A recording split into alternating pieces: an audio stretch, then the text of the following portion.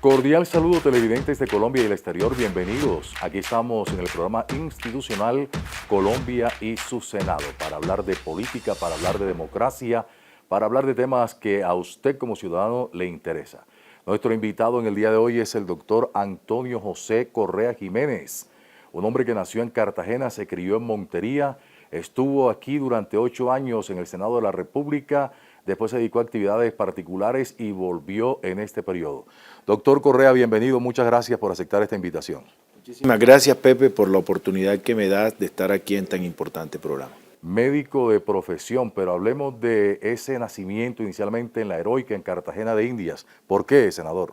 Bueno, así aparecemos en el registro de civil de nacimiento, pero en realidad nuestro proceso de formación de niño lo viví en un pueblo muy pequeño que se llama Canalete. Luego, por circunstancias familiares, nos trasladamos hacia la ciudad de Montería. De verdad que agradecido con el departamento de Córdoba, con la provincia olvidada, con Canalete, con Montería, por darme la oportunidad de crecer y de ser hoy una persona con sensibilidad social y con el deseo y el arraigo de un verdadero hombre caribe. Llega muy niño a Canalete, en el departamento de Córdoba. ¿Qué recuerda de esa etapa, de esa época, senador Antonio Correa? Pues toda la niñez, hasta los 10 años estuvimos y de verdad que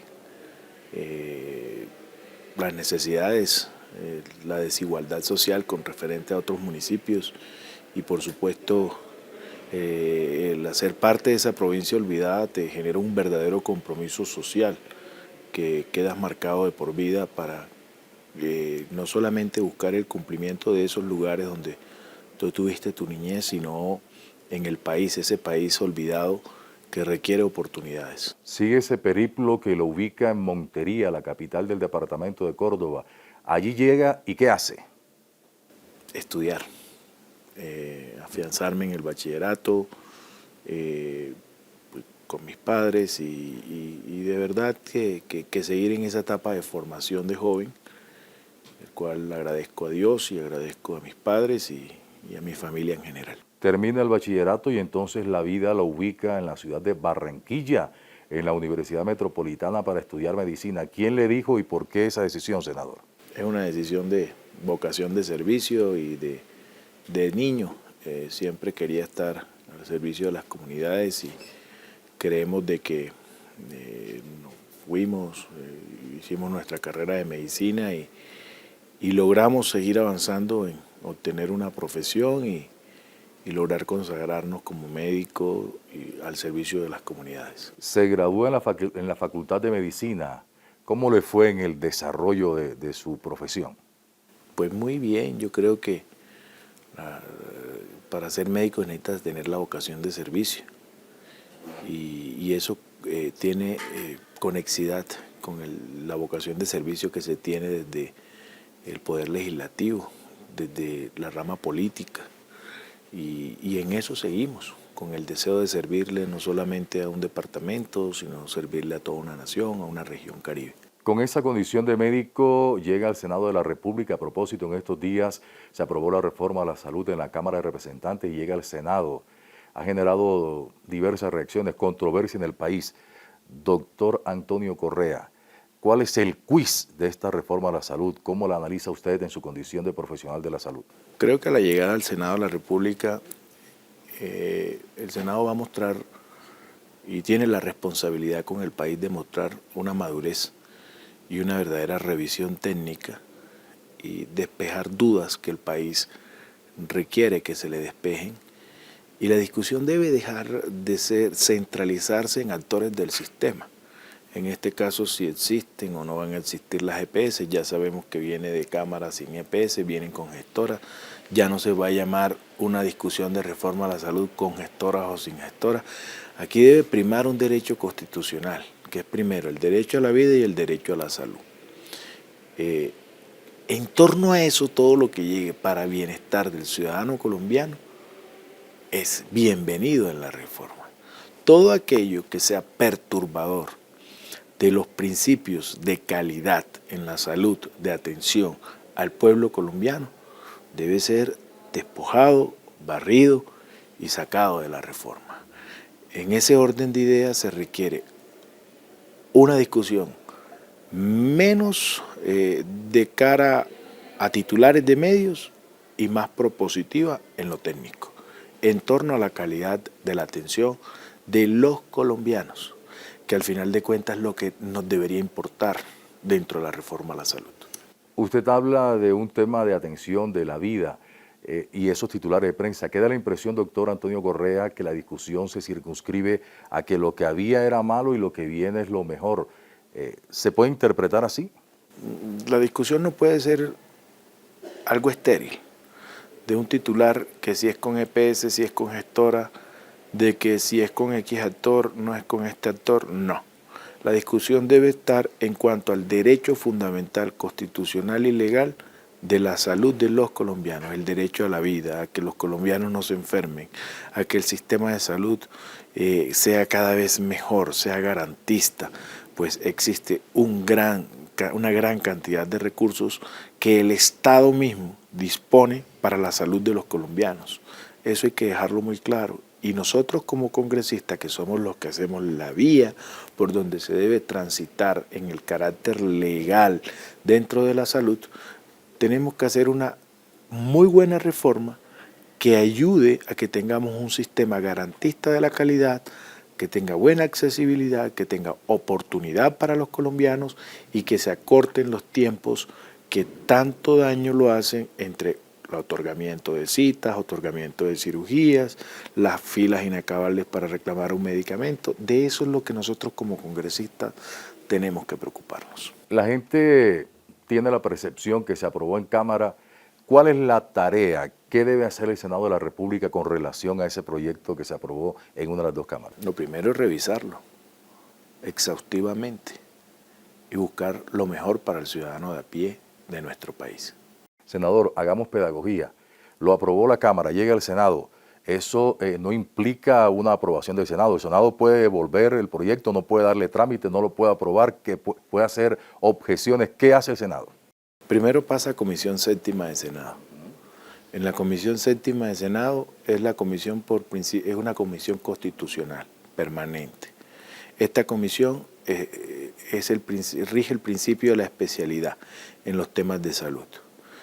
De esta comisión, cuando se aprueba, que pasa a tercer debate, pasa a cuarto y último debate, que es en la plenaria del Senado. Por supuesto que cada ronda o cada trámite que se le dé en el Senado, el senador tiene la facultad como legislador de hacer proposiciones, ya sea de eliminación, de modificación, de adición o de cualquiera que esté contemplada en la ley quinta. Falta la mitad del trayecto más la conciliación si los textos aprobados en Cámara y aprobados en Senado no coinciden.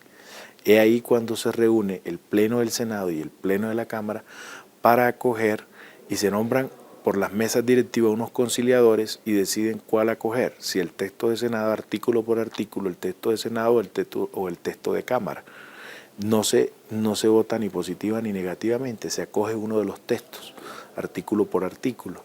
Y de ahí se pasa después de la conciliación a una sanción presidencial. Es el trámite de una reforma ordinaria para que el colombiano que hoy nos está viendo, queremos que sepa qué es lo que le espera a ese proyecto de reforma a la salud, que solo va en un 50%, y que ha pasado a la Cámara Alta, al Senado de la República. Somos menos congresistas, donde se aspira a que sea una discusión muy técnica y respetando, por supuesto, los preceptos de los honorables representantes a la Cámara. Queremos de que sea una discusión enriquecedora para el país. Con todos estos insumos y la lectura que usted ha hecho, lo que ha visto en los medios, ¿le gusta lo que se aprobó, lo que viene de la Cámara? ¿Qué haría el doctor Correa para modificar algo? Hay un artículo que me llama poderosamente la atención y que requiere la revisión inmediata del Senado de la República en las comisiones séptimas, Comisión Séptima de Senado, que es el artículo 42. El proceso de meritocracia nació con la ley 1122 en el artículo 28. Ahí arranca la meritocracia, pero hay que decirlo claro, hubo corrupción, existió corrupción en la venta de exámenes de algunas universidades de garaje, y esto convirtió un sistema de competencias entre los gerentes que compraron ese examen con los alcaldes o gobernadores. Entonces se formó la guerra de poderes, a ver quién tenía más chequera.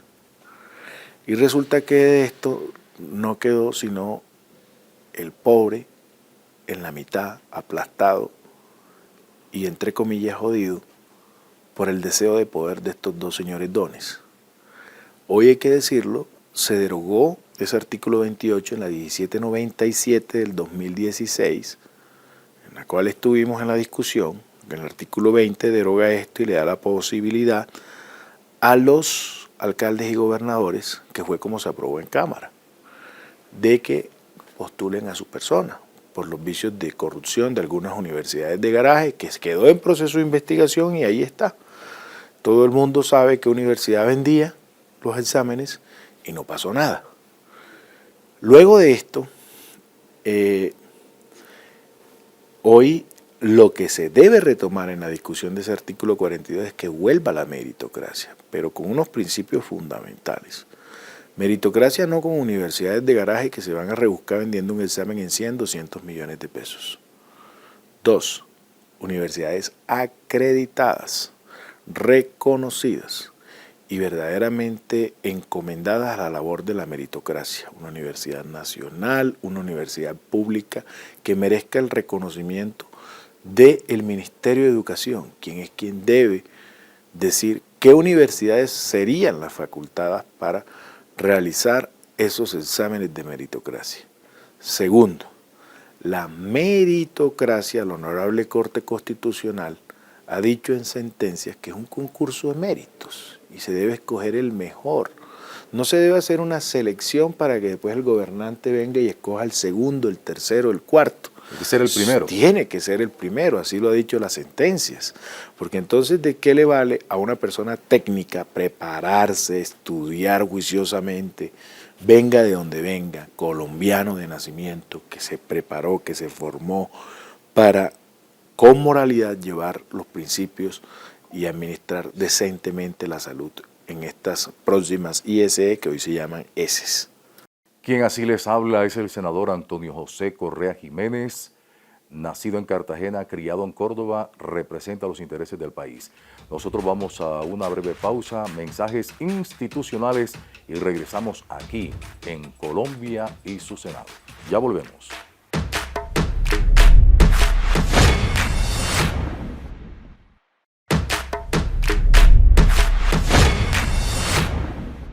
De vuelta a Colombia y su Senado con el congresista Antonio José Correa Jiménez para abordar, seguimos tratando el tema de la reforma a la salud. Entonces estaba hablando de la meritocracia. ¿Cuál es el lío que se ha formado con los centros de atención primaria, los CAPS, doctor Correa? Los CAPS son centros de atención primaria que deben ser del orden público. Aquí lo que se debe requerir y propiciar es que estos hagan su verdadera labor de atención primaria, de promoción y prevención, y que exista la oportunidad de los colombianos en las zonas dispersas, en las zonas alejadas, que puedan tener el acceso a la salud. Es lo que llamamos el modelo de atención primaria en salud que se promulgó en la Ley 1438 del 2010. Pero hay cosas importantes que el Congreso de la República tiene que entrar a legislar. Hay que darle fuentes de, no lo llamemos de refinanciamiento, sino de salvamento para los hospitales públicos que se encuentran en estado de crítico por la malversación de fondos, por la corrupción, por la no idoneidad de sus gerentes, por lo poco dolientes que fueron, porque la clase trabajadora, algunos participaron en la rifa, la piñata, que se convirtieron en esas gerencias llenas de corrupción. Se debe generar un fondo con fuentes de financiamiento frescas, no solo para hospitales intervenidos, sino para hospitales en alto riesgo, porque lo público debe propender por salvar a lo público. Ya el sistema privado son los órganos de control quienes llamarán a juicio disciplinario, fiscal y penal porque administraron indebidamente los recursos públicos que son los recursos de la salud. Senador Correa, toca usted un tema trascendental que tiene que ver con esa provincia olvidada, esos pueblos marginados o alejados. Queda la sensación que la atención en las grandes capitales sigue siendo exitosa o por lo menos cumple con los estándares de calidad, pero nuestros pueblos de las regiones apartadas no se tiene acceso eficiente a la salud. ¿Cómo acabar con esa brecha? Hay unas brechas. Imagínense donde no hay vías, cómo hace la mujer de las minorías étnicas indígenas para llegar al centro de atención primaria en las cabeceras municipales. En nuestros pueblos lo hacían en hamacas, hoy todavía se sigue haciendo. El señor que le dio un accidente cerebrovascular, el señor que a medianoche le dio un infarto y vive en una vereda, en un corregimiento. Es importante la atención primaria de promoción y prevención con las unidades móviles en todo el territorio nacional. Hay que hacer un ajuste de cuentas, un pare. No solamente en las fuentes de financiamiento, sino en saber qué se están haciendo con esos recursos. Hoy todo el mundo habla de que la salud se nutre de rentas cedidas. Sí, las rentas cedidas están llegando a los departamentos, a los distritos y a los municipios. ¿Qué están haciendo los secretarios de salud con esa plata? ¿Por qué el PIC, que antes se llamaba PAP, que hoy son recursos de salud pública, no se previene la enfermedad? ¿Por qué la salud pública sigue en déficit? Y hay brotes de salud pública en el país. Doctor, le interpretamos, senador Correa, que los recursos existen, pero no se han utilizado de manera precisa o clara para el beneficio de la comunidad en general. ¿Por qué se sigue insistiendo que el PIC es una gran oportunidad de negocio para hacer capacitaciones donde los usuarios solo van y firman que se les dictó una charla? ¿Por qué mejor no meter al médico para enseñarle a esa población a no enfermarse?